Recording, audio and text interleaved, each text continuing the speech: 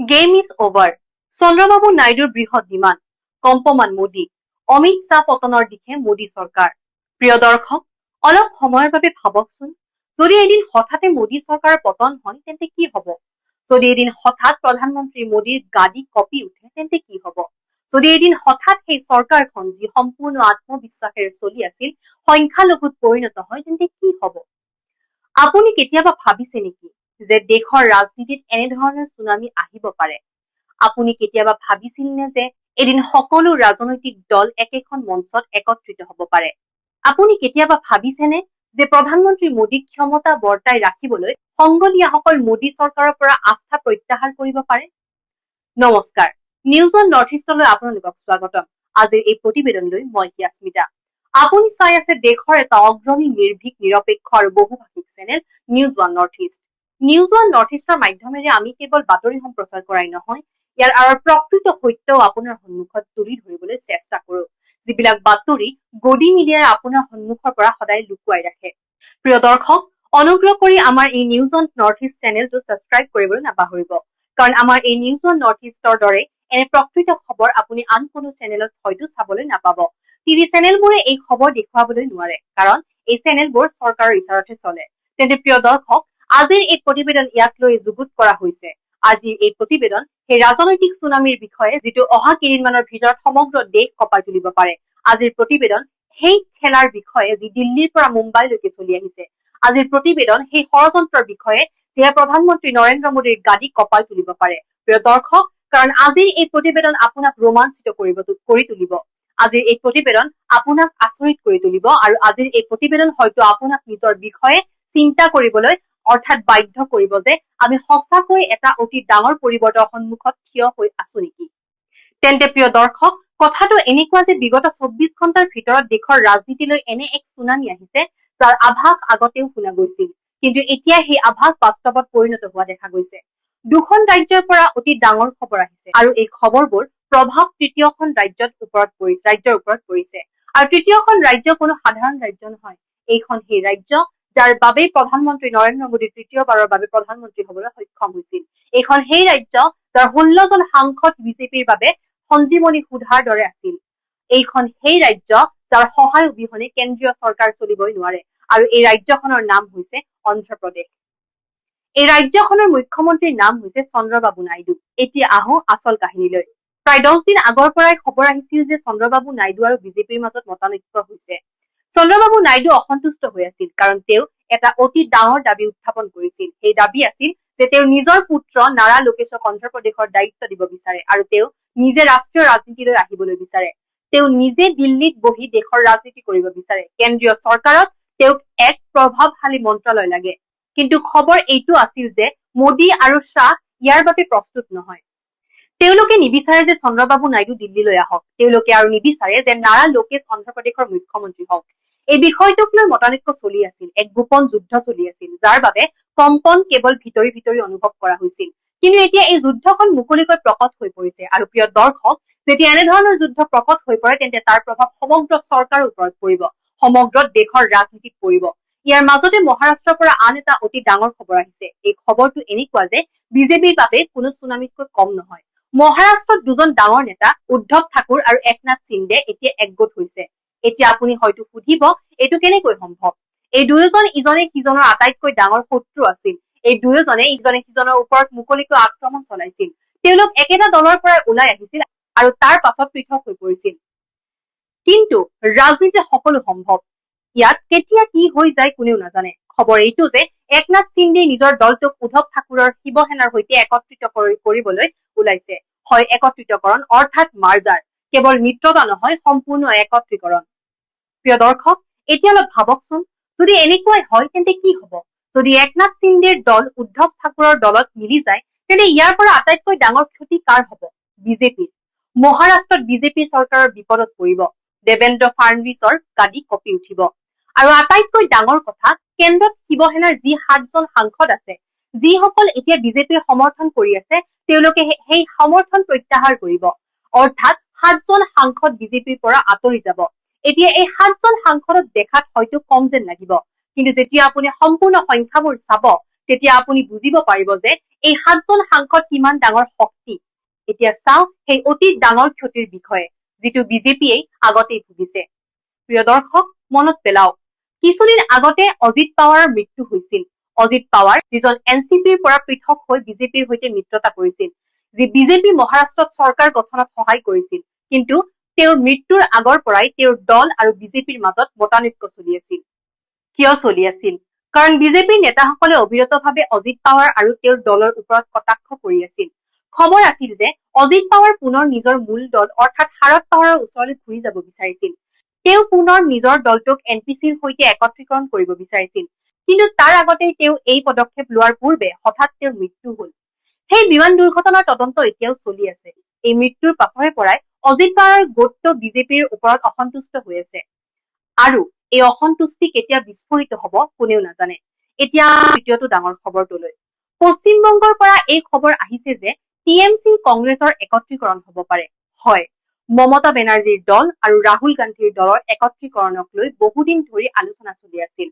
মমতা বেনাৰ্জী কংগ্ৰেছৰ সৈতে হাত মিলাবলৈ প্ৰস্তুত নাছিল, কিন্তু এতিয়া পৰিস্থিতি সলনি হৈছে। খবৰ এইটো যে মমতা বেনাৰ্জী এতিয়া সন্মত হৈছে, কংগ্ৰেছো সন্মত। মমতা বেনাৰ্জীৰ ৰাষ্ট্ৰীয় উপসভাপতিৰ পদ দিবলৈ প্ৰস্তুত আৰু ৰাজ্যসভালৈ পঠাবলৈ প্ৰস্তুত। এতিয়া যদি এই একত্ৰীকৰণ হয়, তেন্তে পশ্চিমবংগত বিজেপিৰ যি অলপ অচৰব ভিত্তি বাকী আছে, সেয়াও সমোলেঞ্চু নিঃশেষ হব। অৰ্থাৎ এফালে মহাৰাষ্ট্ৰ, য'ত উদ্ধৱ ঠাকুৰ আৰু একনাথ সিন্দে এক হৈছে, আৰু আনফালে পশ্চিমবংগ, য'ত মমতা আৰু কংগ্ৰেছ একত্ৰিত হৈছে, আৰু তৃতীয় ফালে আছে অন্ধ্ৰপ্ৰদেশ, য'ত চন্দ্ৰবাবু নাইডু আগৰে পৰা অসন্তুষ্ট। প্ৰিয় দৰ্শক, এতিয়া অলপ ভাবকচোন, এই তিনিখন ৰাজ্য যদি একেলগে বিজেপিৰ পৰা আঁতৰি যায়, তেন্তে কেন্দ্ৰীয় চৰকাৰৰ কি হব? এতিয়া আহক সেই সংখ্যাবোৰলৈ, যিবোৰে আপোনাক আচৰিত কৰি তুলিব। কেন্দ্ৰত নৰেন্দ্ৰ মোদীৰ চৰকাৰ 293 জন সাংসদৰ সমৰ্থনত চলি আছে। সংখ্যাগৰিষ্ঠতাৰ বাবে লাগে 272 জন সাংসদ। অৰ্থাৎ বৰ্তমান চৰকাৰৰ হাতত 21 জন সাংসদৰ অতিৰিক্ত সমৰ্থন আছে। কিন্তু যদি মহাৰাষ্ট্ৰৰ শিৱসেনাৰ সাংসদসকলৰ আঁতৰি যায়, তেন্তে এই অতিৰিক্ত সংখ্যা কমি 14 হৈ যাব। চৰকাৰৰ হাতত থাকিব 286 জন সাংসদ, তেতিয়া চৰকাৰ সুৰক্ষিত। কিন্তু ইয়াৰ পৰা আৰম্ভ হৈছে আচল খেলাখন। যদি এই সময়ত অন্ধ্ৰপ্ৰদেশৰ পৰা চন্দ্ৰবাবু নাইডুৰ 16 জন সাংসদো আঁতৰি যায়, তেন্তে কি হব? 286ৰ পৰা 16 বিয়োগ কৰিলে থাকে 270 জন সাংসদ। আৰু মনত ৰাখিব, সংখ্যাগৰিষ্ঠতাৰ বাবে লাগে 272 জন সাংসদ। সংখ্যা কমি যাব। সংখ্যাগৰিষ্ঠ চৰকাৰ সংখ্যালঘু চৰকাৰত নিমিষতে পৰিণত হৈ পৰিব। এতিয়া আপুনি বুজিব পাৰিছে যে চন্দ্ৰবাবু নাইডু কিমান শক্তিশালী। এতিয়া আপুনি বুজি পাইছে যে চন্দ্ৰবাবু নাইডুৰ 16 জন সাংসদ কিমান গুৰুত্বপূৰ্ণ। এতিয়া আপুনি বুজি পাইছে যে চন্দ্ৰবাবু নাইডুৰ হাতত কিমান ডাঙৰ শক্তি আছে, আৰু চন্দ্ৰবাবু নাইডুৱে এই শক্তি ব্যৱহাৰ কৰিবলৈ আৰম্ভ কৰি দিছে। যেতিয়া এই সকলো খবৰ আছিল, চন্দ্ৰবাবু নাইডু পোনে পোনে দিল্লীলৈ গৈ উপস্থিত হল। তেওঁ দুদিনীয়া ভ্ৰমণত দিল্লীলৈ গৈছিল, আৰু দিল্লীত উপস্থিত হৈ তেওঁ এনেকুৱা কি বা কৰিছে, যাৰ ফলত সমগ্ৰ বিজেপিত হাহাকাৰ সৃষ্টি হৈছে। আনুষ্ঠানিকভাৱে কোৱা হৈছে যে চন্দ্ৰবাবু নাইডু NDA আৰু নীতি আয়োগৰ বৈঠকত অংশগ্ৰহণ কৰিবলৈ আহিছে, আৰু এই বিষয়ে মুখ্যমন্ত্ৰী কাৰ্যালয়ৰ ফালৰ পৰা বিবৃতি জাৰি কৰা হৈছে। এই বিবৃতিত কোৱা হৈছে যে চন্দ্ৰবাবু নাইডু অন্ধ্ৰপ্ৰদেশৰ উন্নয়নৰ বাবে কেন্দ্ৰৰ পৰা সহায় বিচাৰিবলৈ আহিছে। কিন্তু আচল কাহিনী বেলেগ। প্ৰিয় দৰ্শক, আচল কাহিনী এইটোৱে যে চন্দ্ৰবাবু নাইডুৱে অমিত শ্বাহ আৰু নিৰ্মল সীতাৰমন দুয়োজনক পৃথক পৃথকে সাক্ষাৎ কৰিছে। নিৰ্মলা সীতাৰমনৰ ওপৰত তেওঁ নিজৰ ৰাজ্যৰ বাবে এক অতি ডাঙৰ আৰ্থিক পেকেজ দাবী কৰিছে। কিন্তু আচল খেলটো অমিত শ্বাহৰ সৈতে হোৱা বৈঠকত হৈছিল। এই বৈঠকত চন্দ্ৰবাবু নাইডুৱে নিজৰ প্ৰকৃত দাবীসমূহ উত্থাপন কৰিছিল। তেওঁৰ প্ৰথম দাবী হৈছে তেওঁৰ পুত্ৰ নাৰা লোকেশক যিমান সোনকালে সম্ভৱ অন্ধ্ৰপ্ৰদেশৰ মুখ্যমন্ত্ৰী পাতিব লাগে। চন্দ্ৰবাবু নাইডুৱে বিচাৰে যে তেওঁ নিজে পদত্যাগ কৰিব আৰু নাৰা লোকেশক মুখ্যমন্ত্ৰী পাতিব, যাতে তেওঁ দিল্লীলৈ আহিব পাৰে। তেওঁৰ দ্বিতীয় দাবী হৈছে যে তেওঁ কেন্দ্ৰত 2টা প্ৰভাৱশালী মন্ত্ৰালয় দিয়া হওক, যাতে তেওঁ দিল্লীত বহি দেশৰ ৰাজনীতি কৰিব পাৰে। প্ৰিয় দৰ্শক, এতিয়া আপুনি হয়তো সুধিব যে চন্দ্ৰবাবু নাইডুৱে এইবোৰ কিয় বিচাৰিছে? ইয়াৰ আঁৰত কি কাহিনী আছে? প্ৰিয় দৰ্শক, চন্দ্ৰবাবু নাইডুৱে এজন অত্যন্ত চতুৰ আৰু অভিজ্ঞ ৰাজনীতিবিদ। তেওঁ বিচাৰে যে যদি তেওঁ এতিয়াৰ পৰাই নিজৰ পুত্ৰক প্ৰতিষ্ঠিত নকৰে, তেন্তে ভৱিষ্যতে তেওঁৰ দলৰো এই একে অৱস্থা হব পাৰে, যিটো আজি আন আঞ্চলিক দলসমূহৰ হৈ পৰিছে। অলপ চাওকচোন, মহাৰাষ্ট্ৰৰ উদ্ধৱ ঠাকুৰৰ সৈতে কি হল? তেওঁৰ দল ভাঙি থান বান হল। সিন্দে পৃথক হৈ গল। JDUৰ সৈতে কি হল? TMCৰ ওপৰত অবিৰত আক্ৰমণ চলি আছে। উপেন্দ্ৰ কুশৱাহৰ দলৰ কি হল? ভাঙি গল। বিজেপিৰ এটা পদ্ধতি হৈছে আঞ্চলিক দলসমূহক ভাঙি দিয়া আৰু সিহঁতক দুৰ্বল কৰি তোলা আৰু সিহঁতক নিঃশেষ কৰি দিয়া। চন্দ্ৰবাবু নাইডু নিবিচাৰে যে তেওঁৰ টিডিপিৰ সৈতেও একেই ঘটনা হওক। তেওঁ বিচাৰে যে তেওঁৰ পুত্ৰ নাৰা লোকেশক পৰৱৰ্তী প্ৰজন্মৰ নেতা হিচাপে প্ৰতিষ্ঠিত কৰা হওক। যেনেদৰে অভিষেক বেনাৰ্জীক পশ্চিমবংগত প্ৰতিষ্ঠিত কৰা হৈছিল, যেনেদৰে তেজস্বী যাদৱক বিহাৰত প্ৰতিষ্ঠিত কৰা হৈছিল, যেনেদৰে চিৰাগ পাছৱানক নিজৰ দলত প্ৰতিষ্ঠিত কৰা হৈছিল, সেইদৰে নাৰা লোকেশকো অন্ধ্ৰপ্ৰদেশত প্ৰতিষ্ঠিত কৰা হওক। কিন্তু বিজেপি ইয়াৰ বাবে প্ৰস্তুত নহয়। কিয় প্ৰস্তুত নহয়? কাৰণ যদি নাৰা লোকেশ মুখ্যমন্ত্ৰী হয় আৰু চন্দ্ৰবাবু নাইডু কেন্দ্ৰলৈ আহে, তেন্তে টিডিপি আৰু অধিক শক্তিশালী হৈ পৰিব আৰু শক্তিশালী টিডিপিৰ বিজেপিৰ বাবে বিপদ হৈ পৰিব। বিজেপিয়ে বিচাৰে যে নাৰা লোকেশ কেৱল এজন মন্ত্ৰী হৈয়েই থাকক, বেছি হলে কেবিনেট মন্ত্ৰী হওক, কিন্তু মুখ্যমন্ত্ৰী নহওক। আৰু যেতিয়া চন্দ্ৰবাবু নাইডুৱে অৱসৰ লব, তেতিয়া তেওঁৰ দলটোক ধীৰে ধীৰে ভাঙি দিয়া হওক। কিন্তু চন্দ্ৰবাবু নাইডু কোনো সাধাৰণ ৰাজনীতিবিদ নহয়। তেওঁ অত্যন্ত অভিজ্ঞ আৰু চতুৰ নেতা। তেওঁ জানে যে এতিয়াই সেইটো সময় যি সময়ত তেওঁ নিজৰ প্ৰকৃত শক্তি দেখুৱাব লাগে। তেওঁ জানে যে এতিয়াই সেইটো সময় যি সময়ত বিজেপিক নিজৰ দাবীসমূহ মানিবলৈ বাধ্য কৰাব লাগে। আৰু সেই কাৰণেই তেওঁ দিল্লীলৈ গৈছিল। প্ৰিয় দৰ্শক, এতিয়া আপোনাক কওঁ সেই অতি ডাঙৰ শিক্ষাটোৰ বিষয়ে, যিটো আমি এই সকলো ঘটনাৰ পৰা লাভ কৰো। প্ৰিয় দৰ্শক, ৰাজনীতিত এটা অতি পুৰণি প্ৰবাদ আছে যে ঐক্যতেই শক্তি।